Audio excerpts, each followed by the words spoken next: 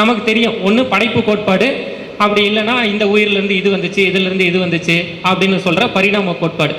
இது படைப்பு கோட்பாட்டை தான் வலியுறுத்துது. அப்போ படைப்பு கோட்பாடு எங்கேருந்து வருது அப்படின்னா, முதல் நூற்பாவே படைப்பு கோட்பாட்டை பற்றி தான் சிவஞான போதத்தில் சொல்கிறாங்க.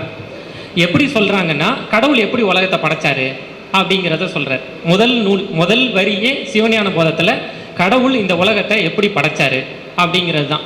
எப்படி படைச்சிருக்காருன்னா, அவன், அவள், அது, இந்த 3 அடிப்படையில் தான். முதல்ல அவனை படைச்சாரு, அப்புறமா அவளை படைச்சாரு, அப்புறமா அது அப்படிங்கிற இந்த உலகத்தை படைச்சாரு, பிற உயிரினங்களை படைச்சாரு. அவன், அவள், அது என்னும் அவை மூ வினைமையின் தோற்றிய திதியே.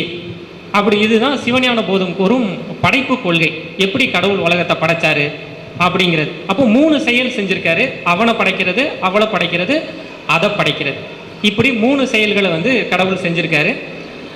அந்த 3 இப்போ என்ன நிலைமையில இருக்கு?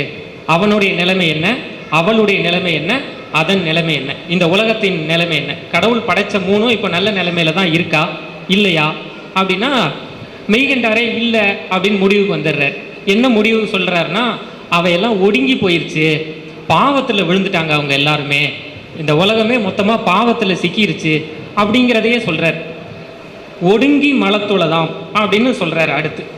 அப்போ இந்த 3மே படைக்கப்படும் போது பரிசுத்தமாக தான் படைக்கப்பட்டது. பின்னாடி இவங்க எல்லாம் பாவமாகிய மலத்தில் விழுந்துட்டாங்க அப்படின்னு மெய்கண்டார் சொல்றார். இப்படித்தான் இந்த உலகம் தூய உலகமாக தொடங்கி இப்போ பாவ உலகமாக இருக்கு. தூய உலகம் முடிஞ்சு போச்சு, பாவ உலகம் ஆரம்பிச்சிருச்சு அப்படின்னு சொல்றார். சரி, இப்போ பாவ உலகம் ஆரம்பிச்சிருச்சு அப்படின்னா, அப்போ கடவுளுக்கும் பாவத்தில் சிக்கி உழந்து கொண்டிருக்கிற மனிதர்களுக்கும் இந்த உலகத்துக்கும் இருக்கிற கனெக்ஷன், இந்த தொடர்பு விடுபட்டுருச்சா? ஏன்னா கடவுள் பரிசுத்தமானவர், அவர் தான் படைச்சிருக்காரு. அவர் படைக்கும்போது பரிசுத்தமாக தான் படைச்சிருக்காரு. மனிதர்கள் நம்ம பாவத்துக்குள்ளே சிக்கிட்டோம்.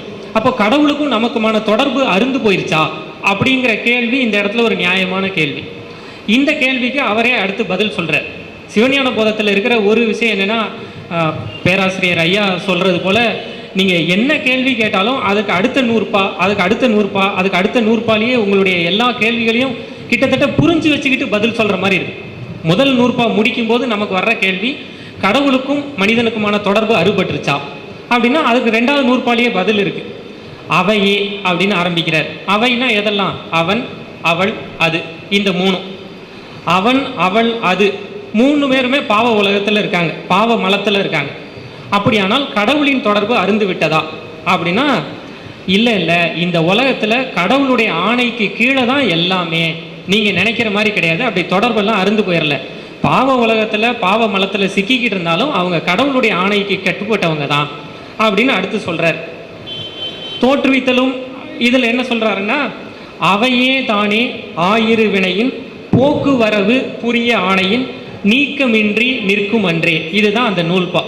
என்ன சொல்கிறாருன்னா, ஆயிரு வினை, 2 வினை கடவுளிடமிருந்து புறப்பட்டு வருவது போக்கு வினை. ஒன்று போகிறது, கடவுள் நம்மளை இங்கே போக வச்சிருக்கிறது, இங்கே அனுப்பிச்சு வச்சிருக்கிறது. திரும்ப அவரே நம்மளை மீட்டு எடுத்துக்கிடுறது, வர வச்சுக்கிடுறது. போக்கு வரவு ஆகிய 2 வினை இருக்குது. நம்ம எல்லாருமே கடவுளுடைய கட்டுப்பாட்டில் தான் இருக்கிறோம் அப்படிங்கிறத அடுத்து சொல்கிறார்.